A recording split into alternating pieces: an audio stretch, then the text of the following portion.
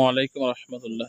আমার পিছন পাট ৩টা মুরগি দেখতেছেন, একটা মোরগ ২টা মুরগি টাইগার, খুব ছোট। অর্থাৎ আমার মেশিনে ডিম ফুটাইছিলাম এবং ডিম থেকে বাচ্চা, জিরো বাচ্চা থেকে এই পর্যন্ত বড় করেছি, ডিমও শুরু করেছে। তো যাই হোক, আমি যেহেতু এখন কোয়েল পাখির চাপটা বেশি হবে, ঘরের প্রয়োজন বিধায় এই মুরগিগুলা এখন আমার এক সম্মানিত ভাইয়ের কাছে, যিনি ধরে আছেন, ওনার কাছে আমি বিক্রয় করে দিলাম। উনি আরেকটা ইনকিউবেটর নিছে, আমার কাছে ঠিক করার জন্য দিছে। উনি কোয়েল পাখিও নেবেন অল্প করে, তো সেই সাথে আমাকে বলল, ভাই টাইগার মুরগিটা যদি দেন আমি নেব। তো যাই হোক, আমার এই সাদনা মুরগি, শখের মুরগিটা আমি দিয়ে দিলাম। খুবই খারাপ লাগতেছে, তারপরেও খারাপের কোনো বিষয় নাই, যেহেতু নিজে হাতে ওগুলা করছিলাম। তো যেহেতু ডিম থেকে বাচ্চা বের করছি, বাচ্চা থেকেই এত বড় পর্যন্ত তৈরি করছি, যদি বড় কোনো জায়গা থেকে নিতাম এত খারাপ লাগতো না।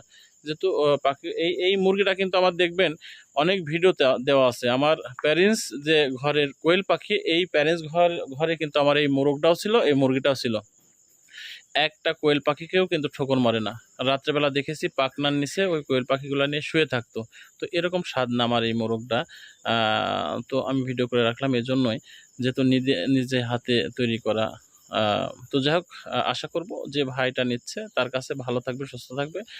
প্রয়োজন হলে আমি ওখান থেকেই এনে আবার ডিম নিয়ে এসে আমি আবার তৈরি করব। ভালো থাকবেন, সুস্থ থাকবেন। আসসালামু আলাইকুম রহমতুল্লাহ।